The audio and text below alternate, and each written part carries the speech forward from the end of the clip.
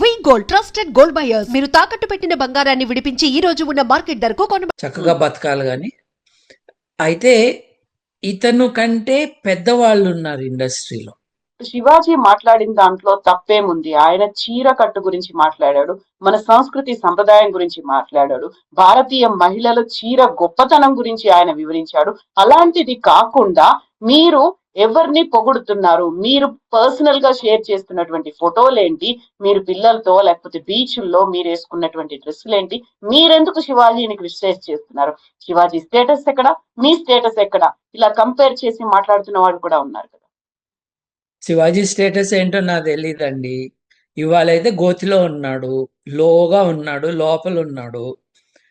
అందరికీ సారీలు చెప్పుకుని దండాలు పెట్టుకుంటున్నాడు తప్పు చేశాడు కాబట్టి.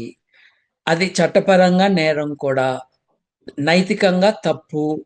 అసలు అతనికి ఆ బాధ్యత అతనికి ఎవరు అప్పచెప్పలేదు. ఆడవాళ్ళకి ఎటువంటి అడ్వైజ్ ఇవ్వాలని ఆ హీరోయిన్లు అందరు పోయి ఆయన క్యూ గట్టి అడిగారా, మేము ఎట్టా ఉండాలి, మేము ఏం బట్టలు వేసుకోవాలి చెప్పండి పార్త అని మొదలు పెట్టారా? కాదు కదా. ఈయనకి ఏం పని? సో బేసిక్లీ ఆయనను అడగలేదు, ఆయనకి అటువంటి రోల్ లేదు. నోరు తెలిసి మాట్లాడిందంటే చెత్తగా మాట్లాడాడు. ప్లస్ ఇక్కడ చీర కట్టుకోమంటే అబ్జెక్షన్ కాదు. చీర కట్టుకోమంటే అబ్జెక్షన్ ఎట్లా అవుతుంది? భారతీయ సంస్కృతిలో ఇష్టం ఉన్న వాళ్ళు కట్టుకునే అందమైన వస్త్రం అది. ఇష్టం ఉన్న వాళ్ళు, శివాజీకి ఇష్టం ఉంటే కాదు, కట్టుకుంటున్న వాళ్ళకి ఇష్టం ఉంటే. శివాజీని అలరించడానికి పుట్టల ఆడవాళ్ళు. అతను చూసి మెచ్చుకోవడానికి అతని ముందు వీళ్ళేం పెరేడులు చేయరు. అరే యూజ్లెస్ ఫెలో, తాగొచ్చినట్టున్నావు, స్టేజ్ ఎక్కినావు, నోటికొచ్చింది మాట్లాడినావు, గమ్ము నూకుని వెళ్ళిపోవాలి. అట్లా కాకుండా నేను 2 పదాలు తప్పు, నువ్వు మాట్లాడిన అన్ని 500 పదాలు తప్పులే, నీకు సంబంధం లేని విషయం ఇది. ఎవరు ఏ బట్టలు వేసుకుంటారన్నది వేరే వారికి సంబంధం లేదు. Okay, there are limits to this. ఆ లిమిట్స్ నువ్వు నేను కాదు, చట్టమే ఆల్రెడీ డిఫైన్ చేసింది. ఇండీసెన్సీ యాక్ట్స్ ఉన్నాయి, అబ్సినిటీ యాక్ట్స్ ఉన్నాయి. పబ్లిక్లో ఎవరైనా నగ్నంగా ఉండటానికి వీల్లేదు, చట్టం ఉంది. శివాజీ అక్కర్లా చెప్పడానికి. అది ఇండీసెంట్గా ఉండి పబ్లిక్ని ఒఫెండ్ చేసేటట్టుగా అబ్సినిటీ అంటే దాంట్లో సెక్షువల్ ఎలిమెంట్స్ ఉంటే, అప్పుడు ప్రొవోక్ చేస్తే, విటులను ఆహ్వానించేటట్టుగా బిహేవ్ చేస్తే, అప్పుడు యూ కెన్ ఆబ్జెక్ట్ ఇట్. మీరే చెప్పారు కదా, బీచ్లో ఫోటోలు తీసుకున్నా, నువ్వు చూడవాక నీకేమి? నేను బీచ్లో ఫోటో దిగితే, నేను శారీ ప్యాలెస్ ఇనాగరేషన్కి వస్తే నన్ను మొలెస్ట్ చేస్తావా? వాళ్ళ తరపు నువ్వు మాట్లాడుతున్నావా? వాళ్ళ తరపున మాట్లాడుతూ నాకు అడ్వైజ్ ఇస్తున్నావా? అసలు నీ సినిమాని బాయ్కాట్ చేయాలి, నిన్ను బాయ్కాట్ చేయాలి. But let us also put it in context అండి. ఇతను చాలా ఇండీసెంట్గా మాట్లాడాడు. It's not becoming of any one to do so. But there are bigger crimes against women, much more than giving them advice. ఈ overall toxicity cinema రంగం నుంచి మనం viewers దాకా మనం చూసుకుంటున్నాము. It is there. But there is real human trafficking of women. మనం ఆడవాళ్ళని ప్రాస్టిట్యూషన్లోకి దింపటం అన్నది మనం చూస్తున్నాం. 30,000 మంది ట్రాఫిక్ అయ్యారంటాం, అబద్ధం అవ్వచ్చు, కానీ 26,000 మంది మిస్సింగ్, వాళ్ళల్లో 22,000 మందిని ట్రేస్ చేశారు అన్నది అఫీషియల్ స్టాటిస్టిక్స్.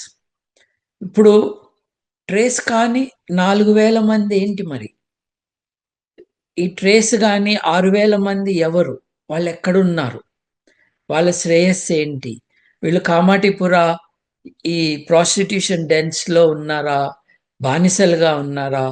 ఇది మనం ఎక్కువ ఫోకస్ పెడితే బాగుంటుంది. ఈ మొరాలిటీ బ్రిగేడ్ ఉంది చూసారా, వాళ్ళు కాసుకుని కూర్చుని ఉంటారు. నాకు ఇష్టం లేనట్టు నువ్వు చేస్తే నిన్ను అంటాను, నాకు ఇష్టం లేని మాటలు నువ్వు మాట్లాడితే ఫేస్బుక్లో తిట్టడం ఎంతసేపు అండి? చాలా ఈజీ. ఇప్పుడు టిఫిన్ తింటూ 4 మాటలు గట్టిగా రాసేసి ఆడవారి శ్రేయస్సుకి నేను కూడా ఒక సమిధనయ్యాను అనుకునే చాలా మంది ఉన్నారు యాక్టివిస్టులు. అట్లా కాదు. Institutionally there are problems which need to be addressed. శివాజీని ఫిల్మ్ తిరిగి ఇండస్ట్రీ. తిడితే యా. శివాజీని తిరిగి తిడితే సమాజం ఏమంత బెటర్ అయిపోదు. బాలకృష్ణ తిట్టంగానే మారిపోదు. ఇప్పుడు మనకి పవర్ స్ట్రక్చర్స్ అట్లా ఉన్నాయి.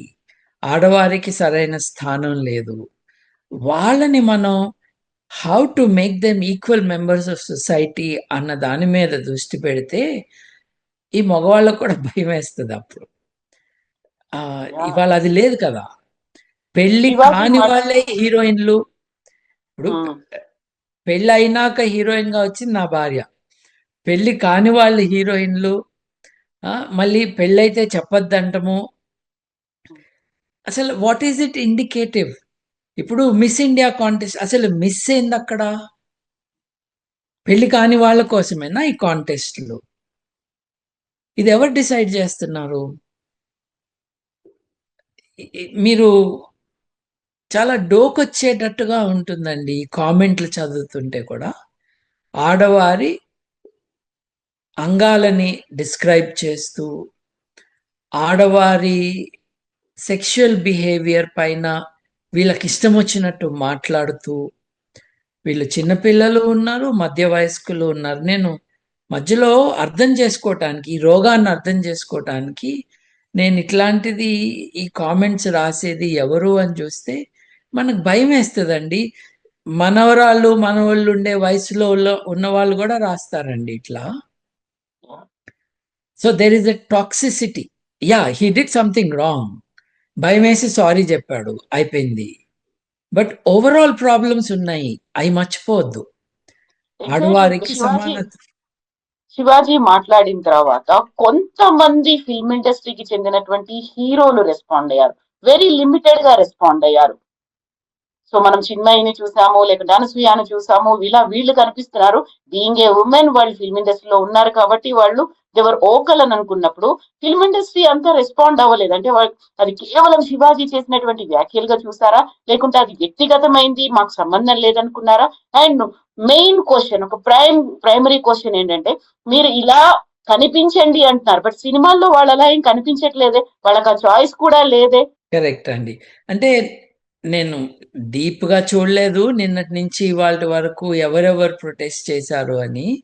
కానీ మీరు చెప్పిన ప్రొటెస్ట్ చేసిన వాళ్ళు ఆడవాళ్లేగా. మంచు మనోజ్ మాట్లాడారు, విశ్వక్ సేన్ మాట్లాడారు, కొంతమంది అంటే ట్వీట్లు చేస్తున్నారు ఇలాంటి కామెంట్స్ ని. అది it should B welcomed. Yeah, it should B welcome surely. వీళ్ళందరూ ఇట్లా మాట్లాడే వాళ్ళని మేము దూరం పెడతామనే ధైర్యం చేయగలగాలి. దెన్ మేబీ ఈ culture of that film field will slowly change. కానీ దానికి దగ్గరలో కూడా లేమన్నట్టుగా మనకు అర్థమవుతుంది. So true. So film industry అది కేవలం ఒక వ్యక్తిగతంగా ఆయన చేసినటువంటి కామెంట్స్ తప్ప మాకు సంబంధం లేదు అన్నట్టుంది. ఫిల్మ్ ఇండస్ట్రీ కదా రెస్పాండ్ అవ్వాల్సింది. సారీ చెప్పారు, సారీ చెప్పినంత మాత్రాన వదిలించవచ్చా? ఇప్పుడు ఉమెన్ కమిషన్ ఆయనకు నోటీసులు కూడా ఇష్యూ చేసింది. సో ఇది ఇక్కడికి ఆగిపోతుంది అంటారా? What has to be done? ఇంకేం చేయొచ్చు ముందు ముందు? విమెన్ కమిషన్ ఊరికే చాలా మంది ఎక్కువ మాట్లాడేస్తూ ఉంటారండి. అది సివిల్ కోర్టు పవర్స్ తప్పించి ఏమీ ఉండవు విమెన్స్ కమిషన్కి. విమెన్స్ కమిషన్కి ఒక పవర్ఫుల్ విమెన్స్ రైట్స్ యాక్టివిస్ట్ని మీరు నియమిస్తే వాళ్ళు ఈ సినిమా వాళ్ళు పిచ్చి పిచ్చిగా మాట్లాడినయే కాదు, real big problems, concrete problems in society మీద డీజీపీలకి, మినిస్టర్లకి నోటీసులు పంపించి మీరు వచ్చి చెప్పండి ఏం చేస్తున్నారు మీరు అని అడిగే అవకాశం ఉంటుంది. ఇప్పుడు పేపర్లో బాగా పబ్లిసిటీ రాగానే నువ్వు లెటర్ రాయాలి, మంచిదే. But that's not your primary purpose and role. ఇప్పుడు ఆ భార్యాభర్తలు ఈడిపోతున్నారని ఎవడో తలకు మాసినోడు ఏదో ఒక జ్యోతిష్యం చెప్తే వాళ్ళకి నోటీసులు ఇవ్వటమేనా వీళ్ళ పని?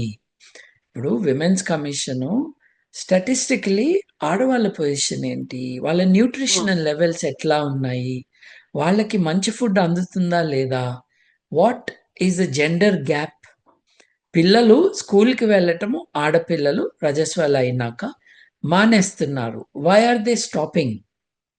What are the factors? రండి, ఏది ఇప్పుడు మీకు women's welfare department, children's department ఉంటుంది కదా, వెల్ఫేర్ డిపార్ట్మెంట్, వాళ్ళని రప్పించండి, ఆ కమిషనర్ని రమ్మనండి. మీరేం చేశారు? మీ మీ పద్ధతులు ఏంటి? ఇది పబ్లిసిటీకి ఎవడో చేస్తే, పబ్లిసిటీకి మనం కూడా చేస్తే అదెట్టా విమెన్స్ కమిషన్ పని అవుతుందండి?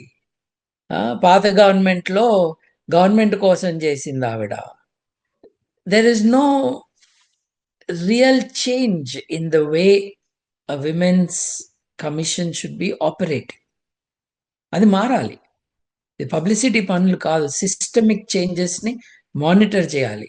ఎక్స్పర్ట్స్ని పెట్టుకుని మీరు చెప్పింది ఇది జరుగుతుంది, ఇది సమాధానం చెప్పండి అని నిలదీయాలి. ఇప్పుడు మిగతా ఉన్నాయి చూడండి, అవి పోలీస్ కంప్లైంట్తో అవుతాయి. ఇప్పుడు విమెన్స్ కమిషన్ ఎందుకు రాయాలి? నోరు జారి మాట్లాడాడు, it is a violation of the law, police complaint ఇస్తే అయిపోయాయి. అసలు విమెన్స్ కమిషన్కి ఏం పని? నాకు అర్థం కావట్లేదు. Women's commission పనులేంటి?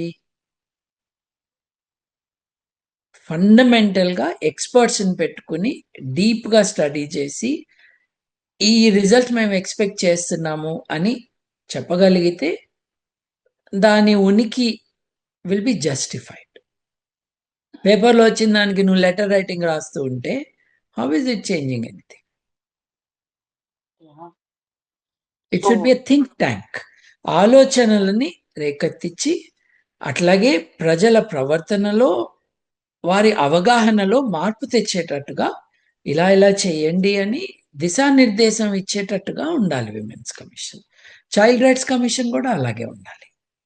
But I don't see that happening అండి. ఎస్ అండి, thank you so much Babu garu. మనం ప్రతిసారి ఇలా ఇష్యూస్ అయినప్పుడల్లా మాట్లాడుకుంటుంటాం. And we think and hope కొంచెం ఏదో జరుగుతుంది, ఏదో మార్పు ఉండాలి అనేది. బట్ ఆల్ ఆఫ్ సడన్ గా ఎక్కడో ఒక చోటు నుంచి పాపప్ అవుతుంది, మళ్ళీ అదే సర్కిల్ గురించి మళ్ళీ మనం మాట్లాడుకుంటూనే ఉంటాం. But things are getting better అండి. ఇప్పుడు ఇతను నోరు జారి మాట్లాడటము, ఇర్రెస్పాన్సిబుల్గా మాట్లాడటము, తన మైండ్లో ఉన్నవి ఫిల్టర్ చేయకుండా ఎక్స్ప్రెస్ చేయటము ఇతను చేశాడు. బట్ ఇట్లా మాట్లాడే వాళ్ళు తగ్గట్లేదు ఈ పబ్లిక్ పర్సనాలిటీస్లో. I think it is getting less because they are scared ఏమంటారో అని. ఒక పక్కన ఇది ఉంది, రెండో పక్కన నితీష్ కుమారు ఆ ఫేస్ కవరింగ్ పెట్టుకున్న ఆవిడది ఇట్లా గుంజేశారు. తీయటమే కాకుండా గిరిరాజ్ కిషోర్ అనుకుంటా ఆయన పేరు, బీజేపీ ఆయన. సో నితీష్ కుమార్ పార్టీ కూడా కాదు, అతను అంతే కదా ముట్టుకుంది, ఇంకేం ముట్టుకోలేదు కదా అన్నట్టు ఏదో అన్నాడు. తర్వాత ఇంకొకటి వచ్చి ఓకే గవర్నమెంట్ ఉద్యోగం చేయదు, who cares, letter go to hell అన్నాడు. అంటే వీళ్ళకి ఏమాత్రం మర్యాద లేదు, సాటి మనిషి అంటే లేదు, ఆడవాళ్ళంటే అసలు లేదు. So on the one hand there is that, on the other hand I think south ఇండియాలో కొంచెం జాగ్రత్తగా ఉంటున్నారు మగవాళ్ళు. అల్లరవుతున్నారు, కేసులు పెడుతున్నారు అన్న భయం కొంచెం ఉన్నది అనుకుంటున్నాను.